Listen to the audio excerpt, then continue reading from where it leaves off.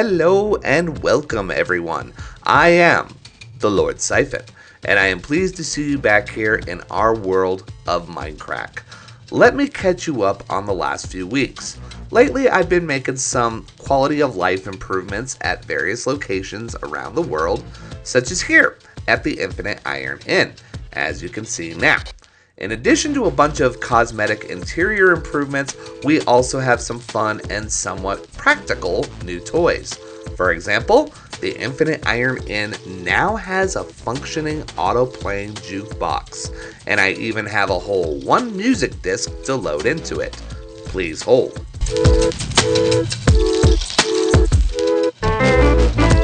Got a sick beat, right? And in actual truth, I really have two music discs somewhere, but I honestly have no idea to what universe my cat's disc wandered off to. But I digress. Today is going to be a bit different, for I am not really building anything. I am taking a step backwards to explore a feature that was originally introduced in Minecraft 1.21.0, and that is the Trial Chamber. 121.0, also known as the Tricky Trials update, gave players the ability to explore, pillage, and plunder a new kind of dungeon, where not only were hostile mobs waiting for you, they would actually spawn to test you. And I'll go into a bit further detail about that. But first, you have to find a trial chamber, which for us, not a problem. All you need is a villager and a cartography table. Progress through the cartographer's levels of trades enough, and soon enough you'll be able to purchase your very own trial map. That'll take you straight to a trial chamber, where you then just need to dig straight, or better yet, not straight, down to find. When you've hit copper, you know you're in the right place. Now back to how this place tests you. In a normal Minecraft dungeon, such as an abandoned mine shaft, a stronghold, or even a bastion, you travel to said place, face whatever mobs were spawned at said place, and then loot and pillage and plunder to your heart's content. Well, the trial chamber does the same thing, but adds a unique twist. Inside a chamber, you're going to find several mob spawners that will, of course, release very angry mobs upon you. But unlike normal spawners, that you can manipulate with light and magic to prevent them from functioning, your goal here is to let the bad guys spawn, defeating said creatures that appear in as many ways necessary to turn the spawner temporarily off. Now once the spawner turns off, one of a few things can happen. Something completely useless appears, something quasi-useful appears, or a mysterious key appears. Well, those keys are very useful, for they open trial vaults spread throughout the chamber, and each will give you a plethora of potentially equally useful or useless items. But the big one we're going to focus on here is this guy, the ominous bottle. Now once you glug down an ominous bottle, it takes those same spawners spread throughout the chamber and gives them a bit of an upgrade. The mobs will be more difficult to defeat, but the loot that can appear from those more difficult fights gets an upgrade as well. And if you're really lucky, you'll get one of these to appear. It is a key, but these are not just any key. These open the coveted ominous vaults, which hide the true treasure of the trial chambers, including the one we're after today. This is the heavy core. And with the heavy core, through the power of Minecraft witchcraft and sorcery, we can craft the mace. Now, this might seem rather unextraordinary on the surface, and I don't necessarily disagree with you. But the mace is a unique treasure and weapon of mass destruction that, when combined with the power of gravity, can instantly decimate a fully netherite geared player, or maybe even a warden. More on that in a future episode.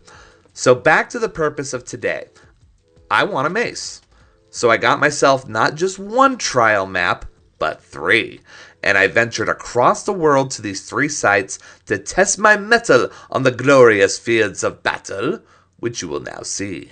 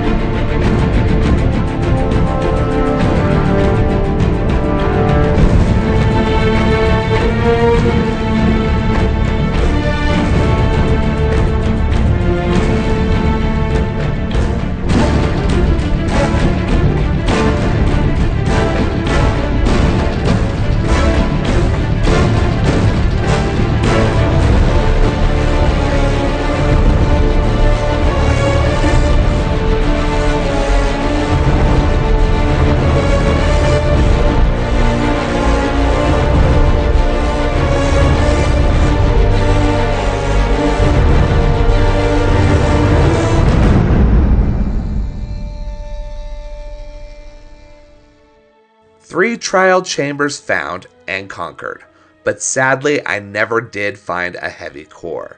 But this is not the end of the story. What I did find were some armor trims, which inspired me to work on the interior of my admittedly largely unfinished palace.